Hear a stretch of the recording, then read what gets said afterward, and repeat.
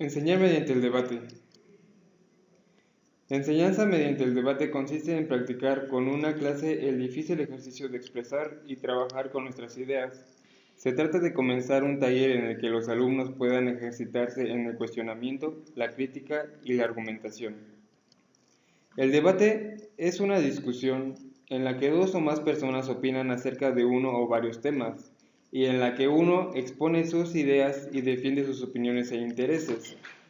El debate es importante destacar que debe ser dirigido por una autoridad, en este caso el profesor, que será un mediador.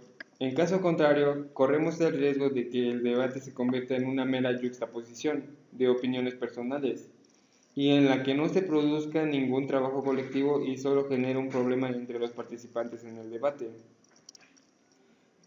El libro nos proporciona las 5 formas principales de discusión en la clase que él practica desde hace muchos años. 1.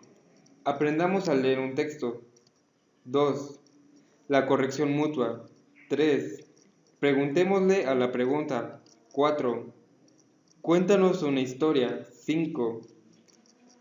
El arte de preguntarse unos a otros. Estos talleres pueden adaptarse a distintos objetivos y contextos escolares, en lo que la dinámica del debate sea lo más apropiado, estando especialmente indicados para la enseñanza de la filosofía y de la ética, aunque también pueden extenderse a todas aquellas situaciones en las que el profesor desee impartir de otra manera su clase. Al mismo tiempo, el autor nos ofrece numerosos esquemas, múltiples ejercicios y una selección de las principales dificultades sobre este otro instrumento pedagógico que es la discusión. La discusión es defender opiniones e intereses opuestos en una conversación o en un diálogo de manera ordenada y respetuosa. Actualmente la problemática de la pedagogía en el que gira es en el desgarramiento a los alumnos. Este desgarramiento es el que sufren muchos alumnos, que consiste en sumergir al sujeto en un mundo que no es propiamente el suyo, que son las materias que rechaza. Aquí es donde el profesor se ve en la necesidad de usar la inmersión total o completa, donde el alumno se ve rodeado de todo aquello que le cuesta aprender, donde no tenga más remedio que comprender el tema, el aprendizaje forzado. También el profesor se ve en la opción de que el alumno tenga la necesidad de penetrar lo impenetrable, donde rehúse completamente y esquive la asignatura. La inmersión total es una manera de enseñanza del intento de desgarramiento. El debatir sirve para plantear un problema. Esto no significa inventar un problema, sino articularlo. Lo más importante es que este problema exista, sin la necesidad de resolverlo. Los problemas que existen para ser contemplados y manipulados. Otro de los problemas en el que se aferra el alumno es en una materia sin alma.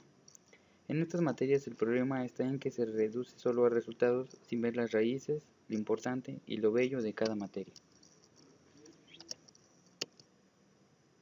Trabajar el borrador. Existen bastantes formas de trabajar el borrador. En este libro propondremos diversos esquemas de discusión, a través de las cuales será posible construir un pensamiento partiendo de lo espontáneo del alumno, de sus intuiciones y de sus dificultades. Sin embargo, existen también otros medios de conseguir este objetivo. Entre otros, se encuentra el recurso de la escritura, pero para lograr esta difícil tarea debemos considerar el ejercicio como un modo de evaluar, sino como un instrumento de trabajo. Derecho a equivocarse. Para que se produzca este verdadero giro de nuestra concepción tradicional de la enseñanza, tanto de lo que es una visión, de lo que es una clase, como de las acciones que deben desarrollarse en ella, es necesario, en primer lugar, tener una moral de lo verdadero y de lo falso, teniendo en cuenta que en ocasiones tendrás fracasos y en ocasiones triunfarás en lo que hagas. El peso de las expectativas. Es impresionante observar, cuando establecemos una discusión con una clase, hasta qué punto son importantes, sean estas reales o imaginarias. Atreverse a expresar públicamente aquello que a uno se le va ocurriendo con la finalidad de examinar su naturaleza y su potencial es un riesgo peligroso. Por ello, cuando de repente alguien les propone una posibilidad de otro tipo de respuesta, muestran cierta desconfianza. La función de la ignorancia. Así, este enfrentamiento con la ignorancia que debe soportar el profesor tiene que ser real. Toda excusa falsa será rápidamente descubierta con sus alumnos, aunque siempre exista una parte de mentira. Cuéntanos una historia. Cuéntanos una historia es un ejercicio colectivo que consiste en profundizar en común sobre una pregunta dada, aportando algunos ejemplos específicos que se analizarán para generar diferentes respuestas en forma de hipótesis. Estas hipótesis, a su vez, se modificarán y desarrollarán mediante las interrogaciones pertinentes, y se compararán las diferentes respuestas así obtenidas con el fin de extraer las consecuencias fundamentales de la pregunta inicial. El trabajo así desarrollado se fundamenta en los siguientes puntos: profundizar en una pregunta apoyándose en algunos ejemplos, analizar estos ejemplos, generar diferentes ideas, articularlas de forma clara y precisa, formular preguntas adicionales y responderlas, escuchar al otro, asegurar la presencia de una relación lógica o conceptual entre las ideas y por último sintetizar o analizar el conjunto del trabajo. Preguntémosle a quien pregunta. Un primer alumno formula, pues, una pregunta sin hacer ningún otro comentario. Se inventa el resto de la clase a determinar si la pregunta es útil o no. Declaración de utilidad que naturalmente deberá justificarse. Serán útiles aquellas preguntas cuya respuesta obliga a modificar o a precisar de fórmula sustancial la pregunta inicial. Así, para el ejemplo propuesto a la pregunta ¿sobre qué medio de transporte se utilizará?, responder coche o bicicleta precisa y restringe el sentido de la primera pregunta, dejando intacto su marco inicial. Además, en ese caso también se puede verificar por el hecho de que la respuesta puede ser sí en el primer caso, pero definitivamente no en el segundo.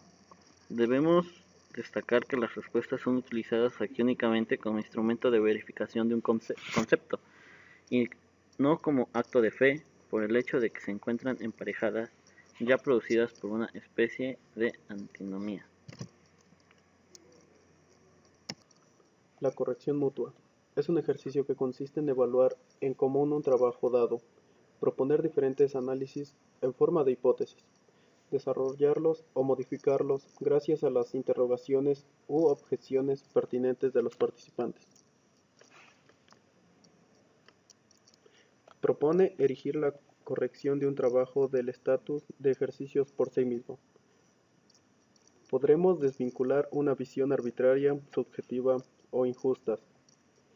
La elaboración del juicio es introducida como una parte integrante de la formación, en lugar de ser simplemente un acto exterior y misterioso.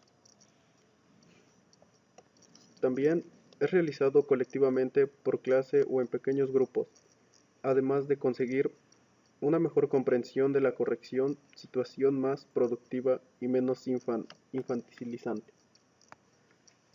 El trabajo así desarrollado se fundamenta subir los siguientes puntos: profundizar en la lectura, elaborar críticas y criterios de evaluación, articularlos de forma clara y precisa, escuchar al otro.